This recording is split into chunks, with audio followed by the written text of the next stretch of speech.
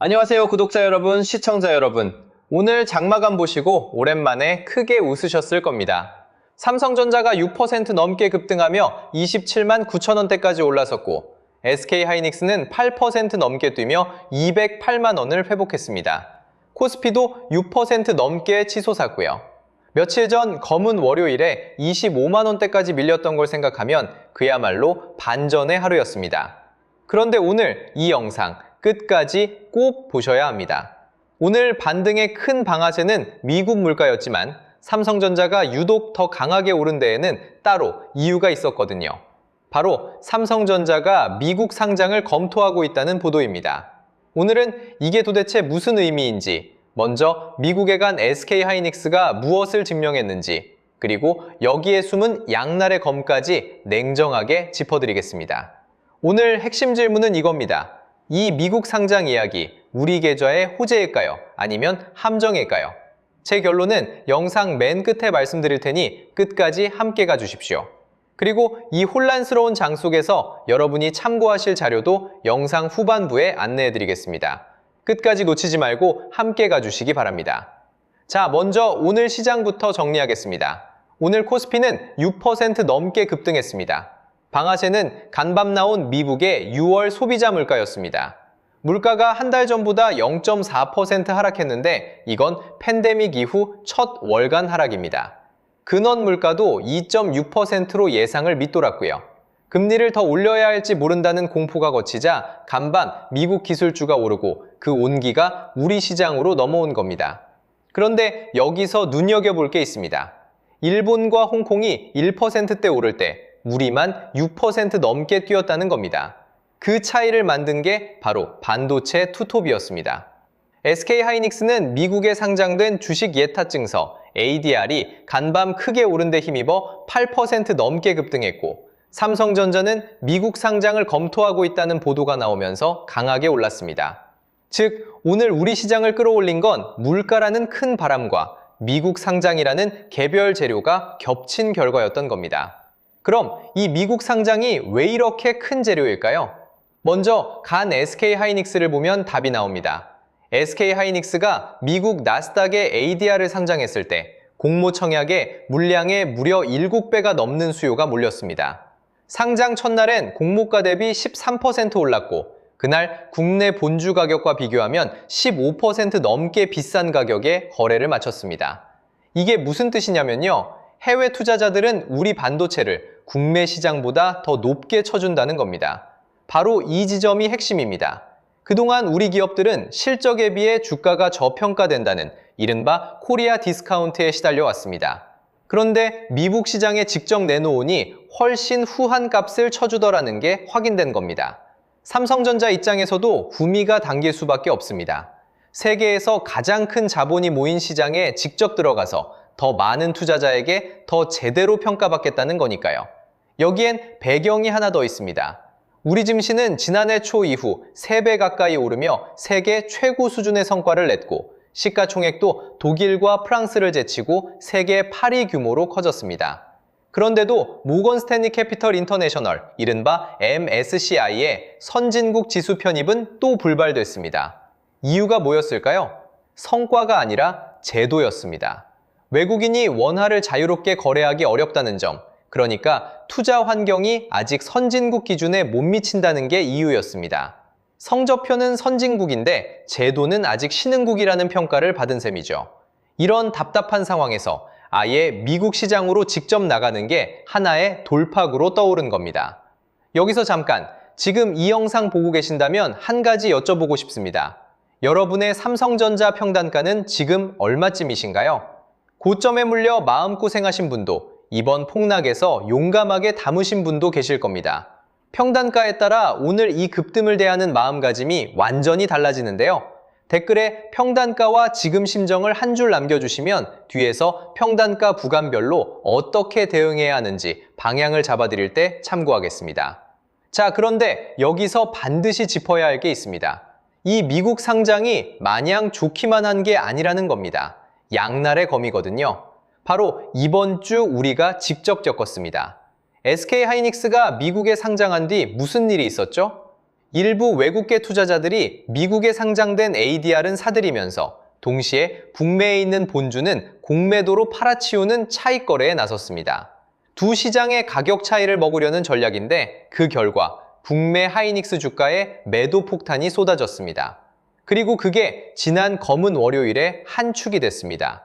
코스피가 8% 넘게 폭락하며 7,000선이 무너지고 SK하이닉스는 15% 넘게 빠지며 17년 만에 최대 낙폭을 기록했죠. 상장 이벤트가 끝나자 차익 매물이 쏟아진 것도 같은 맥락입니다. 그러니까 미국 상장은 밸류에이션을 높여주는 기회인 동시에 국내 본주에 매도 압력을 만드는 위험이기도 한 겁니다. 삼성전자도 실제로 미국에 상장한다면 똑같은 진통을 겪을 수 있다는 뜻입니다. 한 가지 더 냉정하게 봐야 할 게 있습니다. 지금은 어디까지나 검토하고 있다는 보도 단계라는 겁니다. 확정된 계획이 나온 것도 일정이 정해진 것도 아닙니다. 오늘 주가가 오른 건 기대감이 반영된 거지 실제로 뭔가 이루어져서가 아닙니다.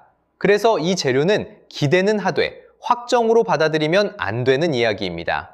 실제 발표가 나오기 전까지는 언제든 방향이 바뀔 수 있습니다. 그래서 지금 우리가 흔들리지 않고 확인해야 할 나침반 지표는 딱 세 가지입니다. 첫째, 미국 상장 검토가 실제 공식 발표로 이어지는지 아니면 보도 수준에서 그치는지. 둘째, 물가가 잡혔다는 안도감이 이어지면서 오늘의 반등이 하루로 끝나지 않고 연속되는지. 셋째, 상반기 내내 팔던 외국인이 드디어 순매수로 돌아서는지. 이 세 가지가 확인될 때 오늘의 급등은 잠깐의 안도가 아니라 추세의 시작이 될 수 있습니다. 자, 이제 여러분이 가장 궁금해하실 질문에 답할 시간입니다. 지금 삼성전자 계속 들고 가야 할까요? 아니면 지금이라도 비중을 정리해야 할까요? 이 판단을 드리기 전에 잠시 화면을 주목해 주십시오. 이 시장에서 돈을 잃는 분들에겐 공통점이 딱 하나 있습니다. 종목을 몰라서가 아닙니다. 지금 큰 돈이 어디로 움직이는지, 그리고 내가 지금 어디에 서 있는지 이 두 가지를 모른 채 감정으로만 버티다가 가장 나쁜 자리에서 결정을 내린다는 겁니다. 오늘 이야기한 ADR 차익 거래가 딱 그렇습니다. 해외 큰손들이 두 시장을 넘나들며 움직일 때 그 방향을 모르면 영문도 모른 채 당하는 거죠. 지금 이 영상 보시는 분들 중에도 삼성전자를 고점에 물려 잠 못 드신 분 많으실 텐데요. 그 답답함을 풀어드릴 자료를 2개 준비했습니다. 하나씩 말씀드릴게요. 첫 번째는 큰돈의 방향을 보는 자료입니다. 개인은 늘 뉴스를 보고 움직이지만 외국인과 기관은 뉴스가 나오기 전에 이미 움직여 있습니다. 그래서 이들의 자금이 삼성전자를 비롯해 어떤 섹터로 들어오고 빠지는지 그 흐름을 실제 수급 데이터로만 정리했습니다. 소문이나 짐작이 아니라 숫자로요. 이걸 보시면 남들이 뉴스에 놀라 던질 때 여러분은 돈이 향하는 방향을 먼저 읽을 수 있습니다. 두 번째는 나를 보는 자료, 내 계좌 위험 신호 체크입니다. 아무리 큰 돈의 방향을 알아도 정작 내 상태를 모르면 소용이 없거든요. 평소엔 괜찮아 보이던 비중도 막상 5%만 빠지면 손이 덜덜 떨리고 멘탈 강하다던 분도 진짜 폭락장을 만나면 다 정리해버리니까요. 그래서 내 평단가와 비중, 지금 마음 상태를 넣으면 내 포지션의 위험 등급이 1분 안에 나오도록 만들었습니다. 여기엔 대응 기준까지 담았습니다. 오늘처럼 급등이 나왔을 때 어느 구간에서 일부 정리를 고민해야 하는지, 추가로 남는다면 어떤 조건이 갖춰졌을 때인지, 반대로 어떤 신호가 나오면 추가 매수는 절대 하면 안 되는지까지요.